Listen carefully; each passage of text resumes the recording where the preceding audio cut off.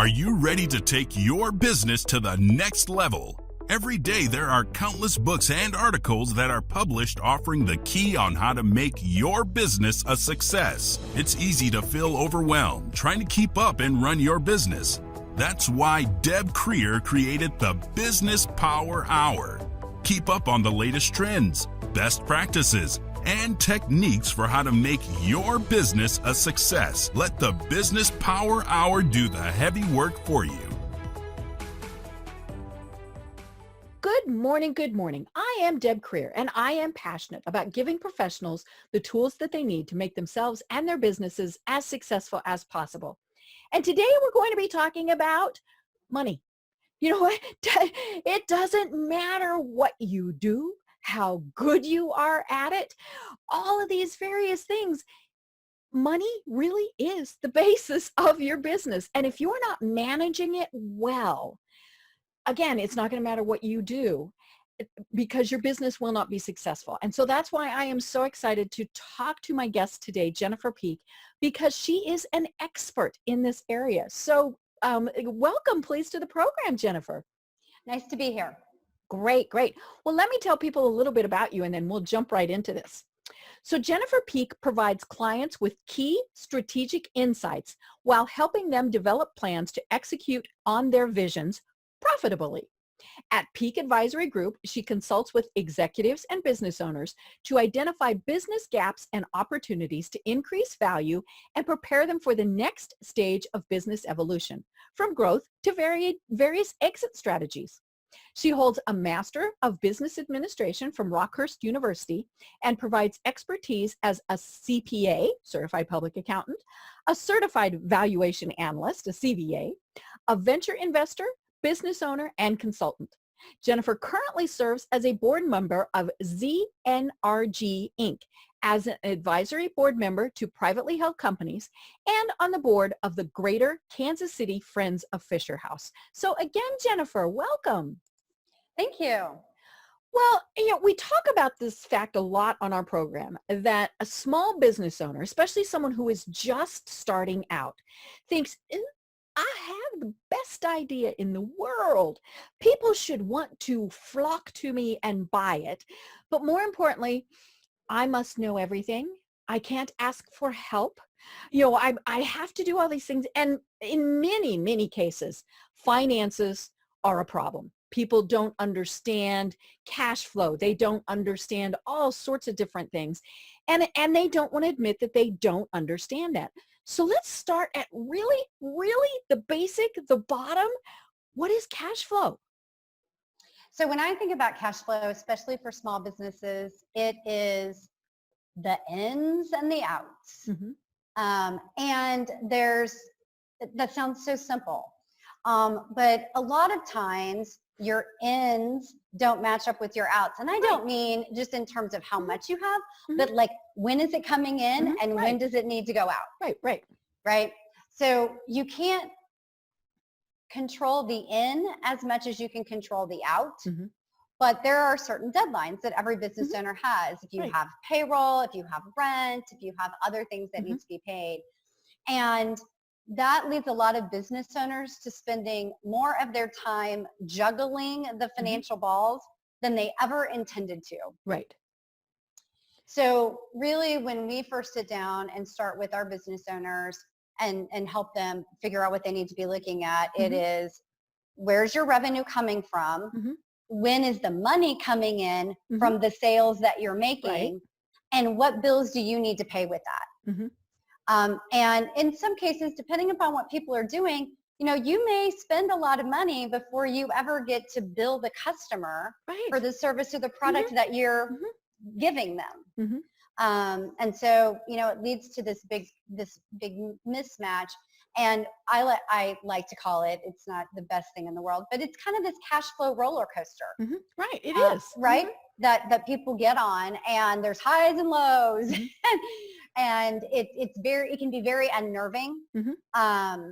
And if the lows are low enough, your company could go under. Your company could go mm-hmm. under.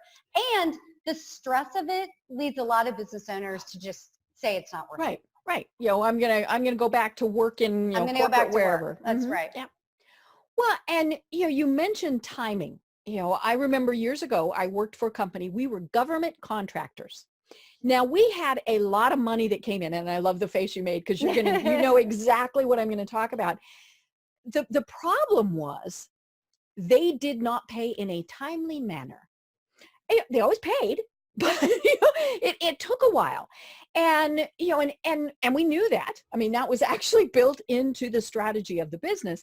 So we were fortunate that we had a line of credit and all sorts of things. But there were times where it got a little bit iffy. And part of it was because we were billing the government.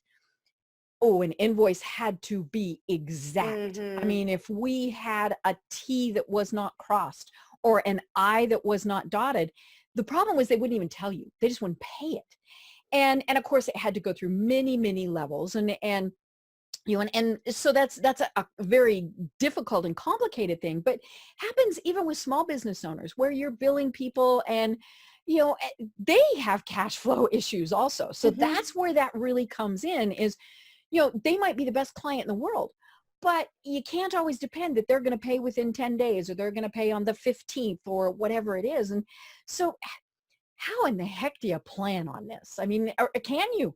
I mean, I think that's one of the things people say is I just go with the flow. And if I have to put stuff on my credit card and, maybe somebody won't make me pay that bill. And yeah. So the short answer is you can plan for it. The challenge is it's hard to do that until you have some sort of a track record. Right. Either in your business in total with a particular type of client, some of those variables. The thing that I can tell you is this. I run a service-based business and the vast majority of our invoices are due upon receipt. No one pays. No, they don't pays whip out the checkbook and pay. They do not. It's not they like, do not. oh, Jennifer's bill is here. Must pay. That's right. Yeah. So, and we have small business clients and we have some larger corporate clients. And I'm going to tell you that doesn't dictate how quickly they pay. If anything, sometimes the bigger they are, the worse they are. Exactly. And I've had corporate clients that get an invoice and they pay within 7 days. And then I've had corporate clients where you have to keep sending reminders and in their mind, their terms are 90 days. Right. I have clients that they get the invoice and they pay it within 5 minutes using a credit card. So it's very interesting. The best that you can hope for in the beginning is that you have a mix so that not everybody's paying late, right? But you do need a little bit of track record to really be able to plan. If you don't have a track record, the next best piece of advice that I can give you would be what everybody would say, which is have some sort of a reserve. That reserve can be on your credit card or it could be in your bank account. But have something like that. You mentioned line of credit, right? That's not something that every small business owner can get, but a credit card kind of works the same way. But yeah, we have a lot of clients that have seasonality, right? So they have some really slow periods and some really busy periods. And what's true about their busy periods is that they always follow the really slow periods. And they are doing project-based work that won't bill for 60 days. And then it takes another at least 30 days to get the money in. And during that time frame, they have to pay people. And rent and bills and all those other things. And bills and all of those kinds of things. And so they utilize their line of credit to smooth out those, that cash flow roller coaster. So that's definitely the other thing you want to do. The final thing that I would say on this particular point is you can't plan for the inflows, but you can certainly plan for the outflows, right? So when your rent is due. When your rent is due. And the one thing that we try to do a lot with our clients when we're helping them manage their cash flows is to smooth out their expenses as much as possible. So we had a client that we worked with about a year ago that actually had 2 different types of payrolls. And they were different types of payrolls, and they were on different cycles. Oh, that's confusing. Well, it is confusing. So Mhm. one was every 2 weeks and one was, say, on the 15th and the 31st. Every so often, they happened at the same Right. time. They matched up. They Mhm. matched up. And then we were like, Oh, lots of money, lots of money. lots of money, lots of money, Mhm. lots of money. So one of the first things that we did was we converted them so that one was every other week. Okay. Like we had a payroll and the other thing that was interesting is that the payrolls were about the same size in terms of dollar amount. Mhm. So we just shifted the schedule on one of the Mhm. payrolls so that we were paying a payroll every single week. Mhm. Right. And it took so much stress off of the entire financial process Mhm. for something that Mhm. seems to be really like, that can't make that much difference. And you'd be surprised. Right. Right. And it was obviously, since it was payroll, it was a big chunk of money. That's right. But to know, okay, every Friday, that big chunk of money is going out. Yep. As opposed to, okay, and clearly it depends on the type of business and seasonal and all of those various Of things. course. I mean, but as you said, the more you can make it so that, on X day, you pay X bill, the better you can plan for that. That's right. And then when the money comes in your Mm-hmm. door, you know what you're going to do with it. Mm-hmm. You also start to learn a little bit about what you can pay a little bit later and what you can't pay a little bit later. Mm-hmm. Yeah. And, let's be honest, that happens. Doesn't mean somebody's horrible. It doesn't mean that they're, it just means that they know, okay, well, this one I absolutely have to pay right away. And we have that in our personal lives too. I mean, Yes. your mortgage is pretty much due on a specific date. Some of the other stuff, well, it's got a little bit more flexible time period. That's right. And, and then there are those that you can put off for a while but yeah, so it's just a matter of getting into that habit and into that schedule. Yeah. And the other thing that I think is important is that you have some sort of process. And I don't care if it is an inbox on your desk, if it's an inbox on your computer. I'm not saying you have to set up a big complicated financial system for this, but put it somewhere, like track it. Right.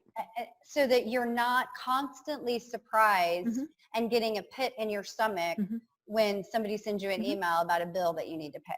Right. Because if anything, you can reach out and put your hand on it at least. That's right.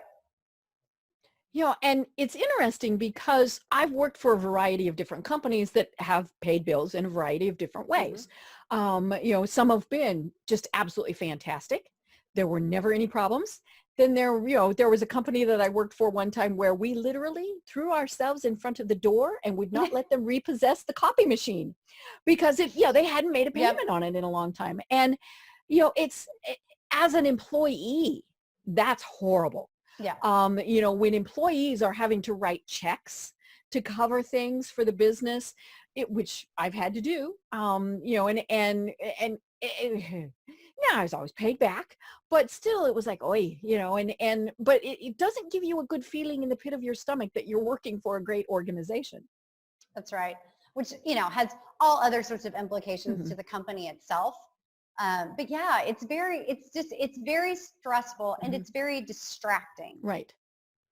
Which, takes you away from the things that you really should be doing, right. Whether you're the owner or the employee. Yeah. You want them focusing on their job as opposed to, am I going to have to protect the copy machine today? Exactly. And it's interesting because as you said, it doesn't really matter the size of the business. No. And it's something that I think so many people really try to not think about, because they're doing whatever it is that they're doing to make the money. And so, it does get put off. They toss the bills in the corner. They do whatever. And so that's where it really helps to outsource or to have, a valued person who is giving them advice, someone like what you do. Yes. And the other thing that I would say about that is that and we've alluded to this a little bit, but there tends to be so much emotion that gets attached to. Right. Oh yeah, that pit of your stomach. That The pit of bill your comes in, you don't stomach. even open it, and it's just like, Yeah, it's just, and so the other element of having somebody outside, besides the distraction factor, is that like we're neutral right. to it. Right. I don't have any emotion around this. Now, how much are you spending on this? Yeah. Right. And it's, we have enough, we have the pleasure, I guess you can say, of distance. Right. Right. And so we can look at something a lot more dynamically and neutrally and say, I don't have an opinion one way or the other, but here are the facts that you need to understand, and here's some options that you have. Yeah. And here's the implications of each of those options. Right. So, and in most cases, making a decision or choosing an option today doesn't cut you off from taking a different approach next week. Right. Yeah. And that's the other thing I think is that we see a combination of business owners that get stuck in the, analysis paralysis, and they don't move off of that. And then we have business owners who also believe that any decision that they make around this particular area is set in stone and unchangeable. And neither one of those things is really true. There's not a whole universe of options that is the best for them. Right. And every decision can be changed. Right. And I think that's one of the things that people really do forget is that it can change, good and bad. Right. And things happen, and sometimes it has absolutely nothing to do with you. The economy changes. That's right. There's weather, there's whatever that happens. But I think one of the key things that people tend to forget is that financial matters still can be flexible. And even if it is something like your rent, okay, something's happened and you can't pay your rent on your space for that month, talk to them. They don't want to lose you if you're a good tenant. They might renegotiate. They might just take, there's all sorts of things. So it's not, oh, I'm so embarrassed, I'm going to bury my head in the sand. Right. Talk to people about it. Yeah. And it is really interesting. I think rent is one of the best examples where people are so afraid to talk to their landlord, or there's a property management company in place, right? And they don't think they're flexible because it's a bigger organization, and it's expensive to move a tenant out, to find a new tenant. They're got to hope that the new tenant's going to pay the rent. Yep. Yeah. Right. There's all of this overhead that's associated with it. It's like getting a new employee. It's a process. It's a process. And it's much easier for them to work with you than it is for them to go out and find somebody else that they may have a similar challenge with someplace down the road. Yeah. And the big thing is communication. I mean, if you've got a situation, talk to them. Don't put it off until, you're 3 months behind. That's right. Or, something like that, because as you said, things are cyclical. So in many cases, okay, well, summer is slow, winter's slow, whatever it is. So you can work out what's going to happen before it happens. Yeah. And that's really one of the, that is such a great point, because the further you let something go, the less flexibility your vendors or your landlord or whomever may have, right? Because now it's a $30,000 problem instead of a $5,000 problem. Right. And now granted, they could lose that $30,000, right? But, and part of it is they just get annoyed, Oh yeah. It's like, wait a minute, what do you mean? And they know you haven't been paying, obviously. And so they're just annoyed that you couldn't communicate with them. Yep, absolutely. And I've seen a number of clients where the landlord has agreed to defer the rent. I mean, if you have it, now I will also say this, when you go talk to them, you need to have some idea about what's going on and what your get well plan. Right. Oh, I'm not sure when I could pay you again. You need to have some sort of a get well plan. Right. So if you have a big project that isn't paying you, but you've talked to your customer and you know that here's what the cycle is going to be and this is your plan for catching up and how it's going to work. And that's what they're looking for. They're looking for Right. the communication and the transparency and the fact that you're an actual business person and not Right. somebody who's just sort of dabbling. Yeah. Yeah. And you never know, there might be an opportunity to barter. Depending Absolutely. on what you do, you might be able to trade services. That's definitely the case.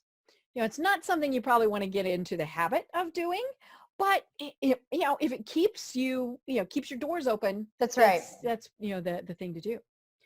So now I was interested, I was looking on your website and you like to focus on working with women business owners. Why is that? So, well, because I'm a female business owner, I certainly think that's part of it, right? The other thing that I would say is that in the space that we work in, we have found that women business owners seem to be more intimidated by the financial aspect of things and about asking for help. And that's, I say there's several variables there. And some of these are changing. One of them is that a lot of women start out their businesses, they're bootstrapping it, it's a side hustle, and then it grows into something bigger. So there's some of it that's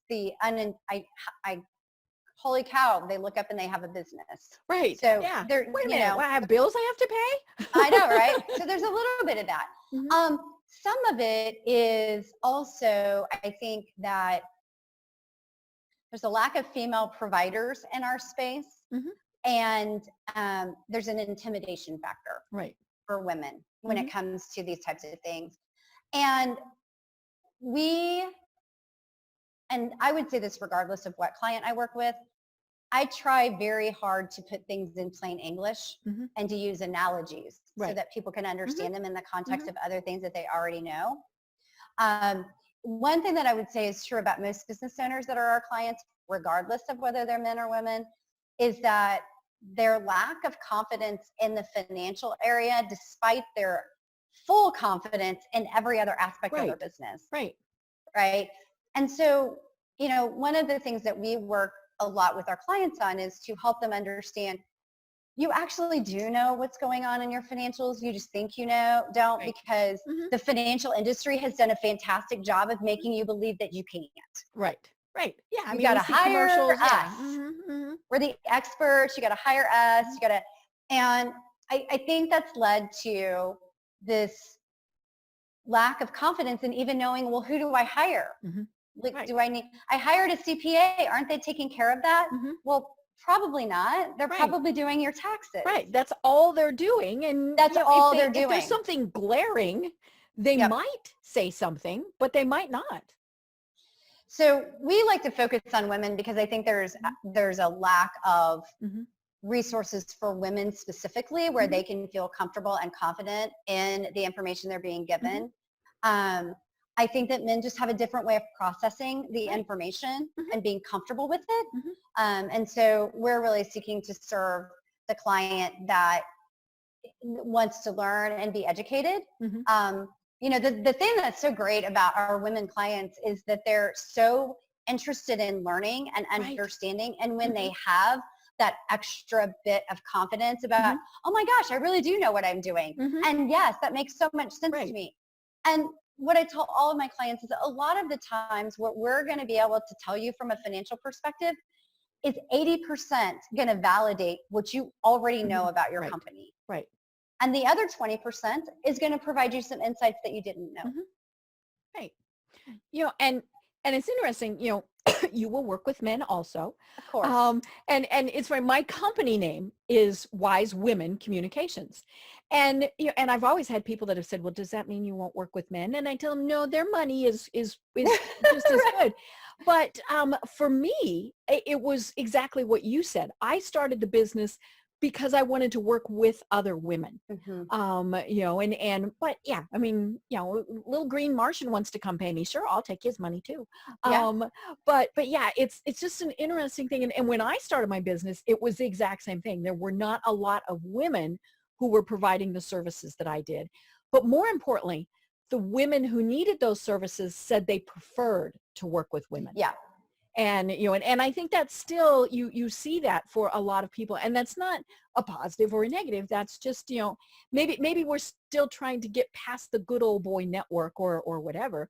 But yeah, I was interested in the fact that is something very specific that you mentioned on your website. Yeah. And the other thing that I would say is that women business owners often have certain values in their company that they're very diligent about maintaining. And coming through that company culture, the company mission and values, how they hire employees, how they treat employees, the elements that they want to have supported in their company, those have to be factored into the financial plan. And it can be hard for them to convey those to a non-female. Right. And it's just, I think it's more when you're a female business owner, you understand female business owners more. Right. And there are obviously different dynamics, and that goes along with the caregiving in a lot of cases, and things like that. And so it's different. And, I don't particularly have a preference, because I see good and positives and negatives in both. But it is, it's kind of interesting to see, because I also know men who will only work with other men. Yeah. And it's funny because we all go, but if we say, well, it's women working with women, you're like, oh, okay, that's nice. Yeah, that's nice. Yeah. And it's really interesting, because I would say, as a woman doing what I'm doing, I don't really run into men that don't want to work with us, or maybe they see it and they just don't even talk to me. So, but look, that's why there's so many options. Right. Oh yeah. You should like who you're working with. And somebody may choose to work with a different female that's not me. Right. Oh yeah. And that's the important thing when, we're the small business owner and we're building our team. It has to be people we like, and that's people we respect, and people that we can work with. And that's sometimes where we get caught is, we get, somebody says, oh, you have to work with so-and-so. They're the best. You're like, ugh. But they give me the heebies. I don't want to work with them. Yeah. And again, doesn't matter, they can be male or female, and a variety of different businesses. But it's, I think a lot of times women maybe get a little bit more intimidated. That is like, oh, okay, well, if everybody says I have to work with Bob, then I have to work with Bob. And a guy's like, I don't like Bob. Right. I mean, and it's really interesting, because I think that intimidation factor leads them to do one or two things. One is to not trust their gut when they would trust their gut in any other sort of relationship decision. And two is to not ask the questions to help them understand whether it's a good fit or not. Right. And one of the things that I love is, millennials get this knock. Everybody's like, ew, millennials. But they really don't have a lot of these issues. They're like, okay, who's, and I love that. In fact, I interviewed someone earlier today for the program who is, very clearly a millennial. And I mean, I could tell if I had said something like, you only work with, she would have gone, what? And part of that, could be, I mean, let's just be honest. I'm a baby boomer, and I have worked in places where there was very clear sexism. And when I was initially getting ready to go to college, people were like, are you going to be a nurse or are you going to be a teacher? And I said, I'm going to be a lawyer, which luckily that didn't happen. But, and so, there were all of those things that have been kind of built up. Or there's the little lady. Well, little lady will just help you along. I spent a couple years as a lobbyist. That was not a fun thing to be doing, especially 20 years ago. Now I never had anything horrible happen. Nothing bad. But I did have several times I got patted on top of my head, honey. I'm like, they usually figured out very quickly that was not what they needed to be doing. But, and so that's why I think it's so important still that women are offering other women their assistance. If it works out great, that's great. If not, well, then that's fine also. Yeah, I mean, and if I can give whoever my clients are the confidence to take that next step and they go and now they're confident to work with some other person. Right. Great. Like that was the role that I was intended to serve for that particular client. Right. Well, and in many cases, what might be happening with you is they have built up large enough that they're going to have a CFO, or they're going to bring somebody in-house, and they don't need to outsource anymore. And then that's great. Your little child has fledged. It's great. I'm like, and now I'm like, that's fantastic. That's our goal for all of them, if that's what they want, of course, Yeah, it's perfect. And then we can do a handoff and they keep growing, and it's just like they went to college. Yes. And that's where it's fun, is to be able to see those business owners really take off. Or, as you said, I mean, they might love being that one person shop. That's right. That might be all they need, all they want, and it's not a reflection, positive or negative. I'm a one person. Now I do have my production, or my producer for the radio program, but from the business side, it's me. But I outsource things. There's somebody that helps me with marketing, even though I'm a marketing firm. And I outsource. So it's not just me. I do have that team of advisors. And I think, one of the things that I think is critical, and this actually does wrap into profitability and cash flow, is understanding your own business model and how much you need to pay for the help, right? Whatever the help is that you need, whether it's marketing or whether it's financial or whether it's seasonal workers, right? And knowing how much you need to pay for it and when you need to pay for it. Right. And that's hard, especially when you're starting out, because you're pinching every little penny, and but when you're spending so much time on it yourself that you're not doing what it is you're supposed to do, that's when you really need to consider outsourcing. Yeah, one of the big things I think that happens with a lot of solo, particularly professional service providers, it can happen to anybody, but I would say professional service providers, right, is you'll hear it called different things. I'm going to refer to it as the project feast or famine. And it's what leads into the cash flow roller coaster. Right. And it's you're out there, you're talking to everybody, you're putting engagement letters out or proposals out, and you land your client. And then you spend all of your time doing the work for that client. And then they're done. And now you get to start all over again. Right. And, when you have an opportunity to have certain parts of that delivery get done by somebody else, you can continue to get clients in the door. Right. And that's great, because I think that's one of the things when people start their own businesses that becomes so exhausting. Is they just feel like they're churning. It's that churning. I'm on this hamster wheel. Even if I only get on it once a year, ugh. Right. Well, and that does tend to be the problem with, especially service-based. I mentioned the company that I worked for where, they were going to repossess our copy machine. We had a client that was over half of our revenue. Yeah. And they went away. And it was completely unexpected. I mean, it was one of those things that it was like, holy moly. And the problem, they were half. I mean, and we all are told don't have, half your business in one thing and, all those, but it depends. I mean, there are times where 100% of your business is one other thing, but, and so it really was a total shock.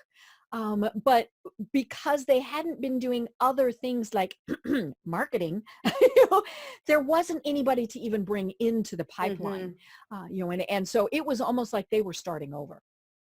It's really interesting because we have clients that have some customer concentrations, and it's when I'll get into a conversation with them about that.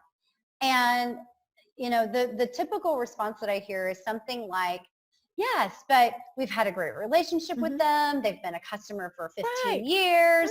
And we're part of their family. Right. And the service we provide to them isn't going to change. And there would be no reason for them to go with a different provider. And I'm like, okay, I agree with all of that, what you just said. And they could get acquired by another company. Right. They could go and under. they could go under. There is no such thing as not too big to fail. Right. Right. There's all of these other elements that affect your customer that you have no control over. Right. Well, and I mean, just think of it as, and if you were an employee, you might think you're an employee forever and That's things change. And so that's the thing to remember. And it was funny. I was interviewing someone for the program yesterday, and we were talking about the fact that you always should be doing marketing. Now, it's like everything else, you ramp up, you ramp down, because the worst thing is to tell somebody, I'm sorry, I can't work with you right now, because then they're never coming back. Right. And more importantly, they're going to tell their friends, well, don't call Deb because she can't work with you. But if you're building those relationships and you've got that kind of in your back pocket, then it is much easier to ramp up when you need to. Yeah. And there's a difference between saying, I can't work with you, and saying, here's what our project backlog is right now. Right. And I'm happy, to get you scheduled in whenever. Or it could be that it's like, ooh, okay, well, I need to bring somebody else on. That's right. Yeah. So that does lead me into, the next topic. And that's the thing that, so many of us, when we're caught in that churn, we're not really thinking about, and that's revenue growth. Yeah. So, explain to us what revenue growth is and why it is absolutely critical for every business. So revenue growth is basically sales. So let's say that last month you made 10 sales at $10 a piece, and so your revenue was $100. Yay! If $100 isn't enough to cover your expenses, you need more revenue. Right. You have to grow. You have to grow. And there is, particularly in the beginning, that's all you care about is revenue growth. Revenue growth and relatively some expense management, right? But in the beginning, it's really about revenue growth. And there's a couple of points to that. Number one is that there is still, no matter how fantastic your product or service is, you're still a little bit in proof of concept, right? That this is actually a viable business, that it's something that you can do ongoing, that it's sustainable, that there's more than just 5 people that are going to buy it. Right, so you really want that to be happening. The other thing is that you really want your revenue to get to a level where it is covering those expenses. Right. So just table stakes. That's really why you're interested in revenue growth. And generally speaking, you're going to have your highest levels of revenue growth, at least on a percentage basis, in that first year to 3 years of your business. Where you're thinking, okay, people are going to like this. Yep. And because you're starting at zero. Right. Right. So you could make $100 and you've had 100% revenue growth. Yay! So you're really, really focused on, I've just got to make sure that the money's coming in the door, that it's coming in consistently. And that's all about revenue growth and making sure. The other thing about that is that it helps you understand your pricing, right? Are you charging enough? Are you charging too much?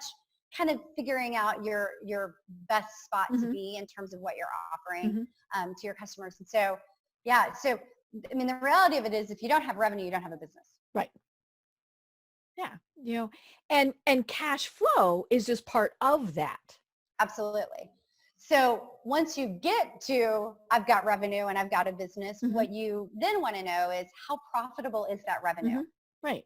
So how much is it taking me if I charge a customer $10, but it costs me $10 and a penny?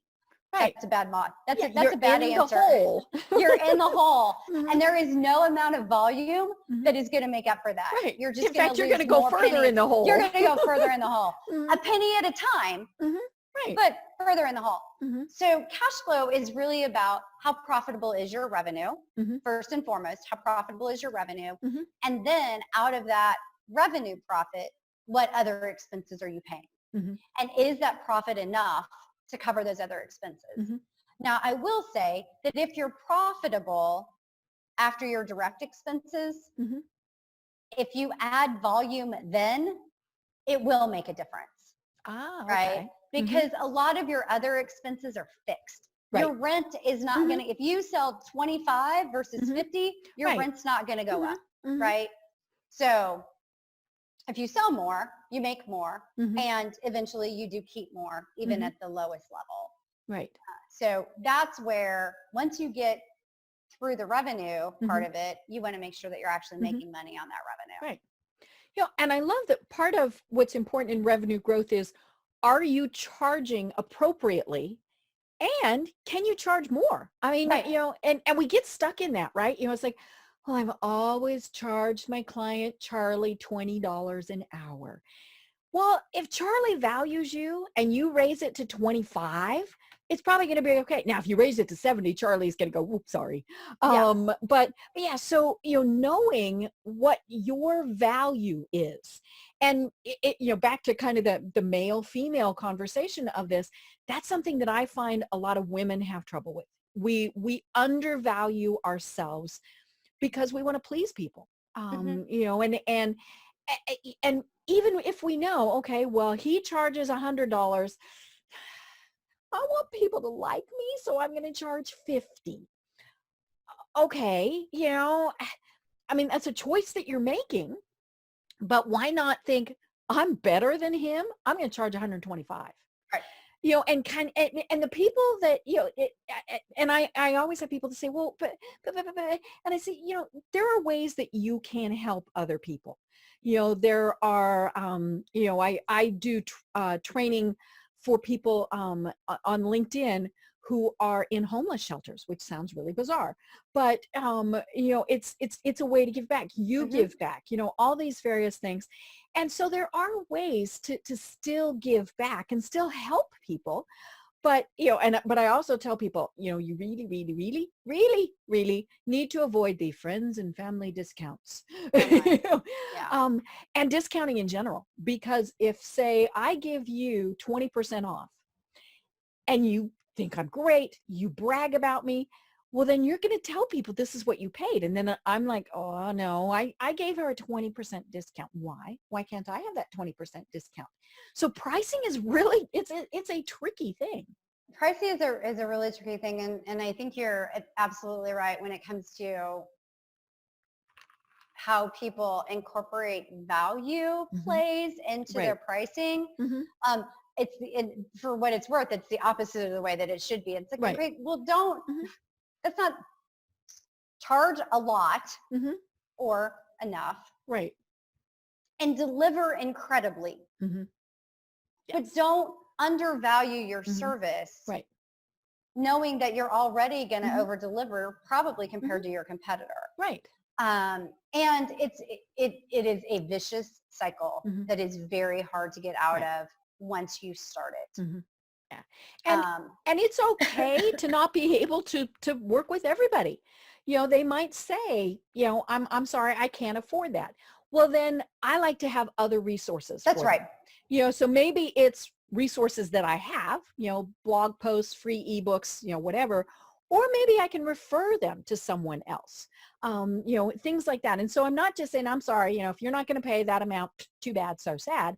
You know, there's ways to be able to help people and be able to work with them. Yeah, it's really interesting because we've done a lot lately in our business around standardizing certain services that we offer and being very clear about who those services are for and what our charge is. And if there are people that need that type of service but can't pay us, here's your alternatives. Right. And I think that's important because we always want to help people. And sometimes the best help that you can give them is by sending them someplace else. Right. Right. Yeah, because then it ends up being the win-win. You know, if you're not happy, you know, all these various things, then, you know, it is better to send them somewhere else. But, you know, it was funny because as we were thinking this, I was thinking, I was taught, and I still go by this. I don't publish my rates. And I remember years ago, one of and this gentleman, he had this very successful agency.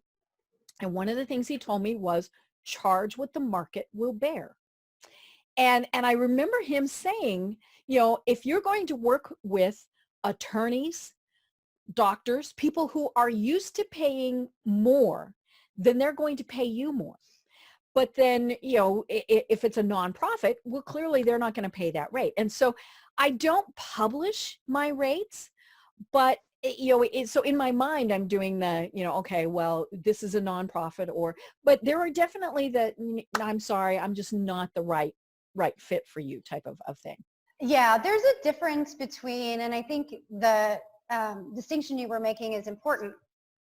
There's a difference between adjusting your rates based on the work, excuse me, and the client, and discounting yourself across the board. Right.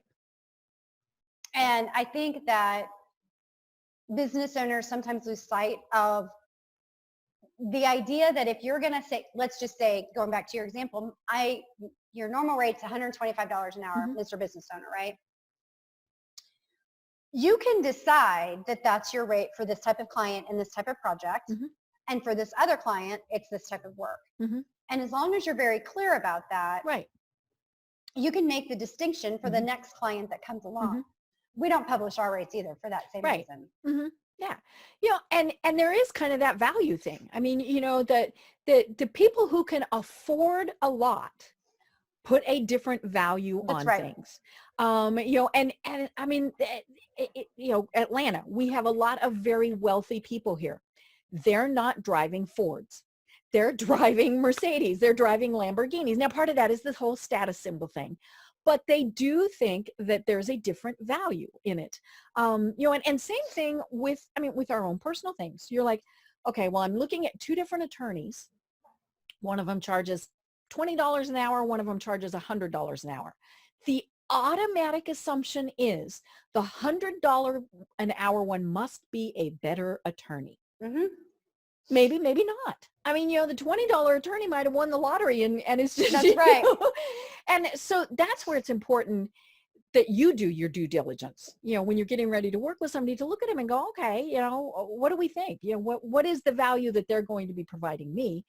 But as the business owner, you need to be very clear about that. Here's the value I will be providing you. The other thing that I think particularly professional service providers can fall into is looking at part of what they do as like a commodity. Right. Right. And being like, well, here's the thing that I'm going to deliver and that's worth X. Okay.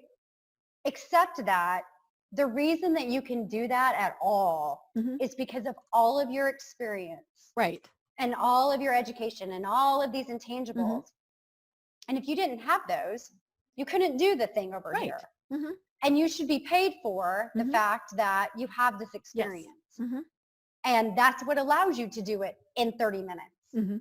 And if you have a customer who's like, well, it only took you 30 minutes. No, it took me 25 years of education and experience. And then you're 30 minutes. And you get to pay for the 25 years and the 30 minutes. It's the same concept is, well, gee, Jennifer, let's have coffee so I can pick your brain. Yeah. Right. And I'm fine with doing quick consultations, figure out, first of all, if they're a good fit. Absolutely. Right. But at the same point, it's like, no. My brain, there are times where, I might be a little shaky, but, I have over 25 years of experience. I have 3 college degrees, all these various things. And none of that came free. So why would I want to give it to you for free? So at least pay for my coffee. Right. At least pay for my coffee.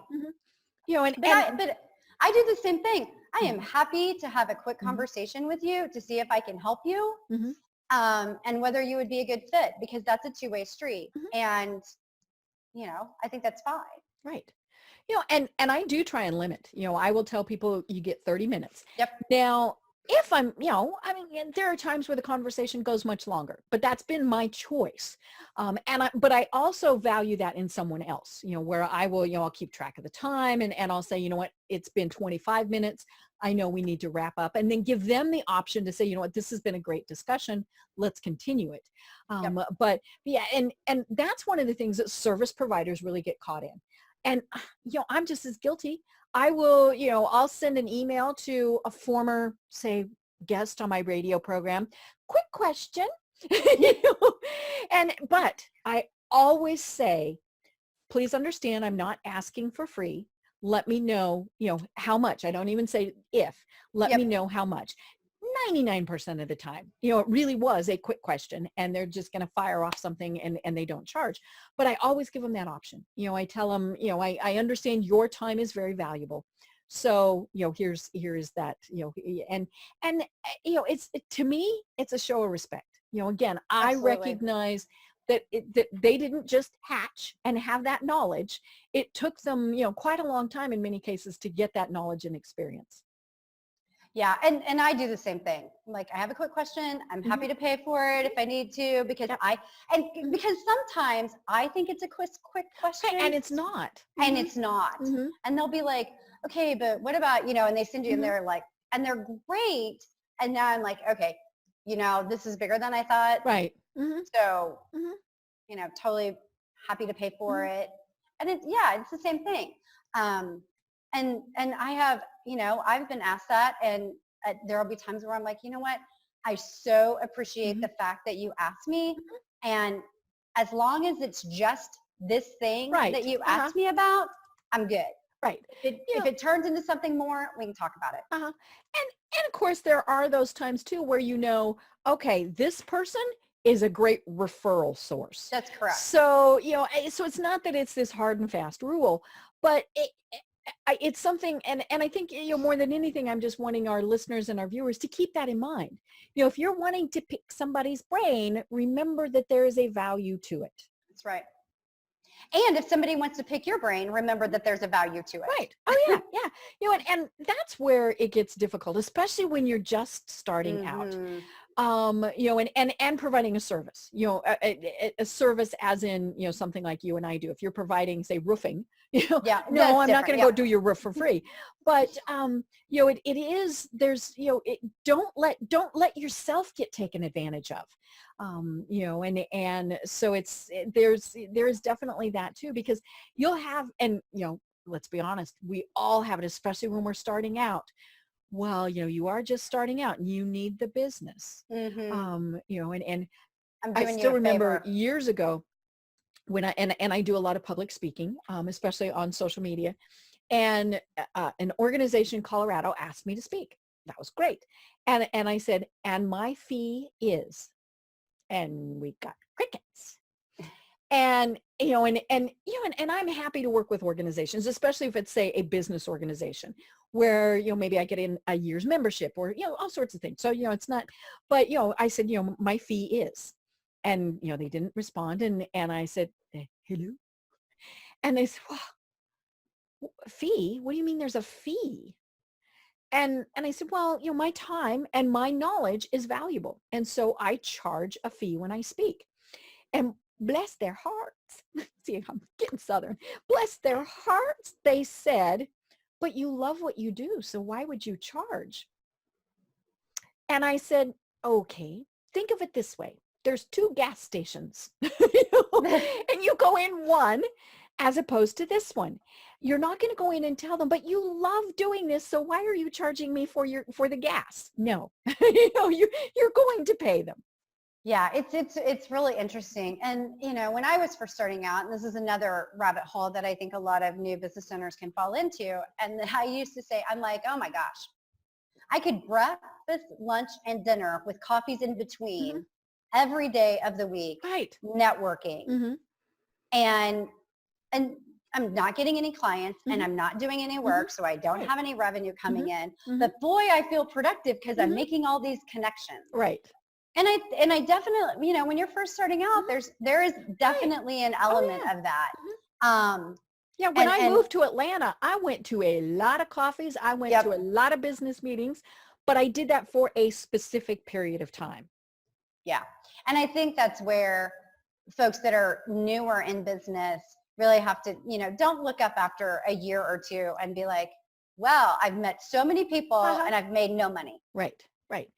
And a big part of that is in figuring out where to go. Absolutely. And okay, this might be a great organization, but nobody there is ever going to hire me. So, and I've done that before. I love the speakers. So I will still continue to go because I'm getting knowledge from it. But I know there's no point in even taking business cards because nobody cares. That's right. Now, that's part of that is probably my problem that I'm not figuring out a way to approach it in a way that I could get potential business. But yeah, it's you have to look at those things, and sometimes it means that you're networking online, or not going at all. I mean, that's not a bad thing to be doing. I mean, when I first started out, one of the mistakes that I made was I thought we were a business to consumer company. And we're not. We're a business to business company. You're business to person. Business to person. And those people need to have businesses. And it was, in hindsight, I'm like, I don't know how I ever thought that we were business to consumer. And I guess at the end I didn't, but I had, as a result, my networking was focused in the wrong direction. Right. Yeah, and that comes back to, my other guests that we've had on, where it's figuring out who your target market is. Yes, absolutely. All of those various things. But cash flow, let's be honest, that comes back into it. When I looked back at the first 6 months of living here in Atlanta, it was like, how much money did I spend on those chicken lunches? Right. And so that's something very important to consider is, okay, it's great to go every week, but am I going to get something out of it that's going to have paid for me to attend? Yeah. And when we talk about, having a financial plan, part of that is about your time. Right. Where am I spending my time? How much money am I spending on chicken dinners? And how long am I going to do this? Right. With what expected result before I take that time and that money and do something else with it? Right. And it is about having that plan, so it's not just, okay, well, it was $100 to join this and $20 for every lunch. It's 2 hours that you go, right. It's an hour each way to drive, all these various things. And so figuring out, okay, maybe it's not quite worth it to be doing that. Yeah. And I think the more structured you can be about managing that, right. The easier it is for you to see when it's not working. Right. And let's be honest, then it's really easy to say, I'm sorry, I'm not going to renew my membership. Yeah. And because then it's a very factual decision and not an emotional one. Yeah. And so but it comes back to what we were saying at the very start. You have to know, what's going in, what's coming out, all of those various things. And, as we said, not everybody wants to do this themselves. Not everybody can do it themselves. So they need to work with someone like you. So how do they find you and connect with you online? So the easiest, well, there's multiple ways, but first there's our website, which is peekadvisory.com. So 2 E's, P-E-E-K, advisory.com. So you can check us out there. You can get in touch with us there. I personally am on LinkedIn. I'm also on Twitter. So either one of those works. Great. And just I'm under my real name. I know. Yeah. It's always fun when we have, real people. Yeah. So, but, and you are based in Kansas City, Missouri. We had this whole discussion before. Correct. So yes. people who are familiar with the Midwest will laugh at this. But you can work with people around, at least the United States, or can you? We do. We have a lot of clients all over the United States. In fact, I was in New York last week with one of my clients. Technology is grand. And technology is grand. There's very little that we do that we can't do virtually. Right. But,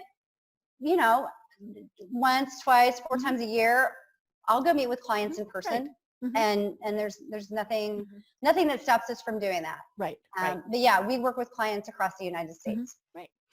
And one of the things that we didn't talk about at all, so maybe we just have to have you on again, is if you want to buy a business or sell a business. I mentioned in your bio that you're a valuation expert, and that is figuring out, okay, is it worth buying that business?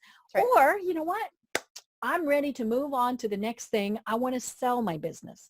And that's where it really is so important to get an unbiased opinion, because especially if you're selling, you're like, oh, it's my baby.